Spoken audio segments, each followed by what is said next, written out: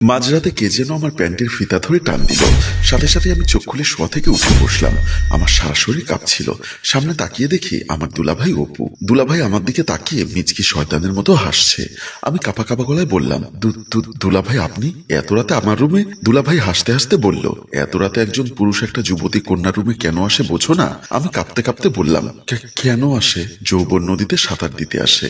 দুলাভাইয়ের এমন ঘুরিয়ে পেঁচিয়ে কাব্যিক কথা আমি বুঝতে পারছিলাম না, তাই আবারও বললাম, যৌবন নদী মানে? আরে পাগল, তুমি এখন রসে ভরা যৌবন নদী, যে নদীতে আমি সাঁতার কাটতে চাই, আদরে আদরে তোমাকে ভাসিয়ে দিতে চাই। এতক্ষণ না বুঝলেও এখন আমি কিছুটা উপলব্ধি করতে পারছি। তাই আমি নিজেকে সংযত করে নিয়ে বললাম, দুলাভাই আপনি আমার বড় আপুর স্বামী, আপনাকে আমি বড় ভাইয়ের মতো জানি। আমার কথা শুনে দুলাভাই অট্ট হাসিতে ভেঙে পড়ল। হাসতে হাসতে বলল, দুলাভাই কখনো বড় ভাই হয় নাকি রে পাগলি? দুলাভাই হচ্ছে অর্ধেক স্বামী, আর শালি হচ্ছে অর্ধেক ঘরওয়ালি। দেখুন, আমি আপনাকে কখনো চোখে দেখিনি, আর তাছাড়া আমি কয়েকদিনের জন্য বেড়াতে এসেছি মাত্র। সাথে সাথে দুলাভাই আমার হাত চেপে ধরে বলল, দেখো নাতাশা, তোমার বোনকে বিয়ে করে আমি হ্যাপি না। প্রতি রাতেই আমি ওর কাছে চাহিদা মোতাবেক ভালোবাসা পাচ্ছি না, তাই আমি তোমার কাছে স্ত্রীর অধিকার চাই। আমি দুলাভাইয়ের হাত ছাড়িয়ে নিয়ে বললাম, দেখুন, আপনাকে স্ত্রীর অধিকার দেওয়া আমার পক্ষে সম্ভব না। কেন সম্ভব না? কারণ আপনি আমার বড় বোনের স্বামী।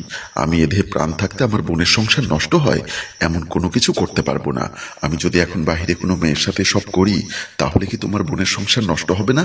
আমি তো তোমাকে বিয়ে করার কথা বলছি না, শুধু বলছি যতদিন আমার এই দেহে পুরুষত্ব থাকবে ততদিন তুমি আমাকে তোমার বোনের অল্টারনেটিভ হিসাবে সার্ভিস দিয়ে যাবে। সেটা কখনোই সম্ভব না। দুলাভাই তখন বলল, দেখো নাতাশা, আমি তোমাকে কথা দিচ্ছি, তোমার আমার এই গোপন সম্পর্কের কথা কেউ জানবে না। তুমি শুধু তোমার বোনের সংসার টিকিয়ে রাখতে আমার সাথে গোপন সম্পর্ক করে যাবে। দুলাভাইয়ের কথা শুনে আমি কিছুটা মর্মাহত হলাম। আপুর সাথে দুলাভাইয়ের বিয়ে হওয়ার পরে দুলাভাইয়ের এমন দুশ্চরিত্রের কিছুটা ইঙ্গিত আমি পেয়েছিলাম। আপুর সাথে দুলাভাইয়ের বিয়ে হওয়ার মাসখানেক পরে দুলাভাই একদিন আপুকে নিয়ে আমাদের বাড়িতে বেড়াতে গেছিল। সেদিন বিকালবেলা আমি আমার রুমে শুয়েছিলাম। দুপুরের দিকে আপু আমার রুমে এসে বলল, নাতাশা, এই নাতাশা ওঠ। আমি আড়মোড়া দিতে দিতে বললাম, কি হয়েছে আপু, এভাবে ডাকছো কেন? তো দুলাভাই তোকে আর আমাকে নিয়ে নদীর পাড়ে ঘুরতে যাবে বলেছে। এমন ভর দুপুরে কেউ নদীর পাড়ে যায়? কটা বাজে ঘড়িতে দেখেছিস? আমি ঘাড় ঘুরিয়ে দেখলাম বিকাল 4:30। আপু আবার বলল, এখন বিকাল 4:30, এটাকে তুই ভর দুপুর বলছিস? আসলে আপু, তোর বিয়ের পর থেকে আমি দুপুরে খাওয়া দাওয়া করে একটু ঘুমাই। আজও দুপুরে খাওয়া দাওয়া করে ঘুমিয়েছিলাম। কখন যে 4:30 বেজে গেল টেরই পাইনি। এখন এত কথা না বলে তাড়াতাড়ি রেডি হয়ে নে। ড্রয়িং রুমে আমি আর তো দুলাভাই তোর জন্য অপেক্ষা করছি। তাড়াতাড়ি রেডি হয়ে আয়। বলেই আপু চলে গেল। আমিও বিছানা থেকে নেমে ফ্রেশ হওয়ার জন্য বাথরুমের দিকে চলে গেলাম। ড্রয়িং রুমে তখন দুলাভাই আর আব্বু বসে কথা বলছিল। আপুকে ড্রয়িং রুমে ঢুকতে দেখে দুলাভাই বলল, নাতাশা কি রেডি হয়েছে? মাত্র ঘুম থেকে ডেকে তুলেছি, রেডি হয়ে আসতে একটু সময় লাগবে। পাশে বসা আব্বু বলল, অপু, বাবা তোমার মাকে নিয়ে আসুনি কেন?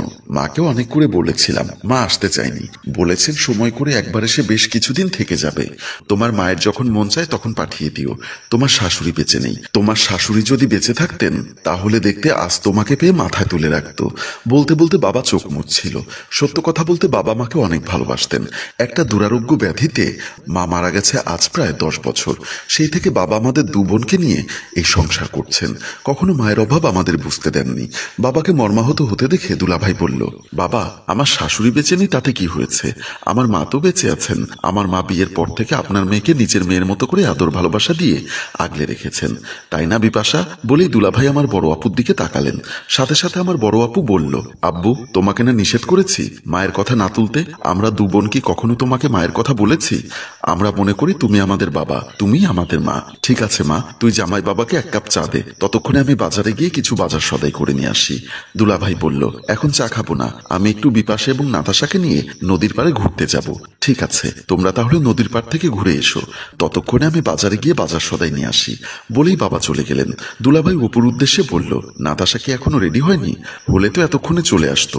দুলাভাই তখন বলল, আমি একটু গিয়ে দেখি তো ও এতক্ষণ কি করছে। বলেই তখন দুলাভাই আমার রুমের উদ্দেশ্যে চলে আসলেন।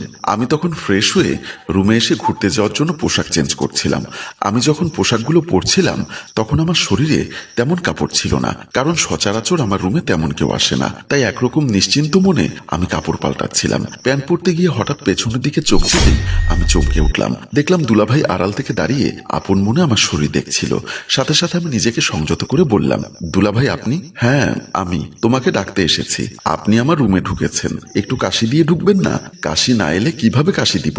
যুবতী মেয়ের রুমে ঢোকার সময় অবশ্যই শব্দ করে ঢুকতে হয়, সে কথা কি আপনি জানেন না? দূরের কেউ হলে অবশ্যই হাঁচি কাশি দিয়ে ঢুকতাম, কিন্তু তুমি তো আমার শালিকা, তোমার রুমে আসতে আমাকে কেন হাঁচি কাশি দিয়ে আসতে হবে? কারণ আমি আপনার শালিকা হলেও আপনি আমার জন্য পরপুরুষ। এই যে আমি কাপড় চেঞ্জ করছিলাম, আপনি আড়াল থেকে এসে আমার সব দেখে ফেললেন। কাজটা কি আপনি ভালো করেছেন? এভাবে পরপর করছো কেন? আমি তো তোমার আপন বোনের স্বামী। আচ্ছা হয়েছে, এখন আপনি বাইরে যান, আমি কাপড় চেঞ্জ করব। আমার সামনে কাপড় চেঞ্জ করলে সমস্যা কি? আমি খাটের উপর বসি, তুমি কাপড় চেঞ্জ করো। আপনি কি যাবেন নাকি আমি আপুকে ডাকবো? ডাকলে ডাকো, সমস্যা কি? আমি তখন উত্তেজিত হয়ে আপুকে ডাকতে লাগলাম, আপু, এই আপু। আমাকে উত্তেজিত হতে দেখে দুলাভাই সুরসুর করে বের হয়ে গেল। সেদিন আমি বুঝতে পেরেছিলাম আমার দুলাভাই একজন লম্পট চরিত্রের মানুষ। আমি যখন অতীতের কথাগুলো ভাবছিলাম তখন দুলাভাই আমাকে ধাক্কা দিয়ে বলল, কি হলো, কি ভাবছো? কেউ টের পাবে না, এসো দুলাভাইকে একটু খুশি করে দাও। বলে দুলাভাই যখন আমার দিকে আসছিল তখন আমি দুলাভাইকে পাশ কেটে বাথরুমে ঢুকে গেলাম। দুলাভাইও আমার পেছন পেছন বাথরুমের দরজায় এসে বাথরুমের দরজায় বাড়ি দিতে দিতে বলল, দরজা খোলো নাতাশা, দরজা খোলো বলছি। আমি বাথরুমের ভেতর থেকে বললাম, না আমি দরজা খুলবো না, আপনি চলে যান। দুলাভাই দরজার অপর পাশ থেকে বলল, আমি যাব না, তুমি কতক্ষণ বাথরুমের ভেতরে ঢুকে বসে থাকবে? আজকে আমি তোমার সাথে কিছু একটা করে তারপরে রুম থেকে বের হব। আমি বাথরুমের ভেতর থেকে বললাম, আপনি এখন যদি রুম থেকে বের না হন তাহলে আমি চিৎকার করে সবার ঘুম ভাঙাবো। করো, তুমি চিৎকার করো, কোনো লাভ হবে না। আমি সবার রুমের সামনে সিটকানি লাগিয়ে দিয়েছি, তোমার চিৎকার শুনেও কেউ দরজা খুলে বের হতে পারবে না। ঠিক আছে, আমি তাহলে চিৎকার করছি। বলেই আমি আপু আপু করে চিৎকার করতে লাগলাম। অবস্থা বেগতিক দেখে দুলাভাই রুম থেকে চলে গেল। পরদিন সকালবেলা আপুদের ডাইনিং টেবিলে আপুর শাশুড়ি ও দুলাভাই নাস্তা করতে বসেছেন। আপুর শাশুড়ি বলল, বৌমা, তোমার বোনকে দেখছি না, ও কি নাস্তা করবে না, নাকি আগেই নাস্তা করে চলে গেছে? না মা, সে এখনো ঘুম থেকে ওঠেনি। সে কি, এখন 9টা বাজতে চললো, তোমার বোন এখনো ঘুম থেকে ওঠেনি? তার অসুখ বিসুখ হয়েছে নাকি? আপু বলল, অসুখ হয়নি, বেড়াতে এসেছে তো তাই হয়তোবা এখনো ঘুম থেকে ওঠেনি। মাউইমা বলল, ওকে ডেকে তোলো, বেশি বেলা করে ঘুমোলে শরীর খারাপ করবে।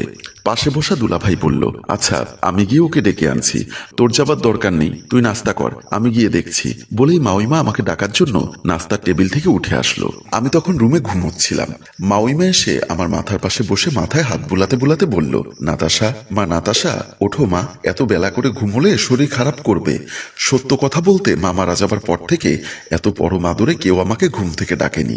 তাই মাউইমার হাতে মায়ের পরশ পেয়ে আমার আরো বেশি ঘুমোতে ইচ্ছা করছিল। মনে মনে ভাবছিলাম, এমন ভালো একজন মায়ের গর্ভে দুলাভাইয়ের মতো এমন দুশ্চরিত্র ছেলে কিভাবে জন্ম নিল। মাউইমা আবারও বলল, ওমা নাতাশা, তোমার কি শরীর খারাপ লাগছে? আমি শোয়া থেকে উঠতে উঠতে বললাম, না মাউইমা, গত রাতে ঘুমোতে ঘুমোতে একটু লেট হয়ে গেছে, তাই কখন যে সকাল হলো টেরই পেলাম না। তোমার জন্য আমরা নাস্তা না করে বসে আছি, তাড়াতাড়ি ফ্রেশ হয়ে এসো। মাউইমা, আপনি যান, আমি গোসল করে ফ্রেশ হয়ে আসছি।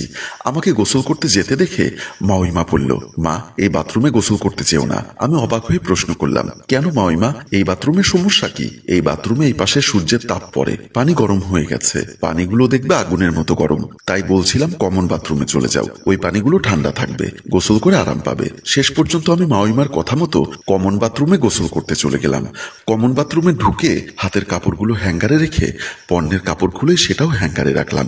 তারপর গোসলের ঝর্ণা ছেড়ে সত্যি মাউইমার কথাই সত্যি হলো, এই বাথরুমের পানিগুলো একদম ঠান্ডা। সারা রাত গরমের জন্য ঘুমোতে পারিনি, তাই ঠান্ডা পানি শরীরে লাগার সাথে সাথে এক ধরনের শীতলতা অনুভব করলাম। গোসল করতে খুব আরাম লাগছে।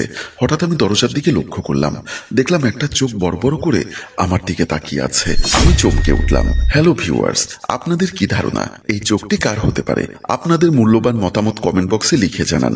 আর আমাদের গল্পটি কোথায় গিয়ে থামে সেটা দেখতে চাইলে আপনাকে অপেক্ষা করতে হবে আগামী পর্বের জন্য। একটা কথা মনে রাখবেন, যে গল্পের লাইক, কমেন্টস এবং ভিউজ কম হয় আমরা সেই গল্পের নেক্সট এপিসোড তৈরি করি না। তাই উক্ত গল্পের দ্বিতীয় পর্ব দেখতে চাইলে এক্ষুনি গল্পটি শেয়ার করে আমাদের সাথেই থাকুন। ধন্যবাদ।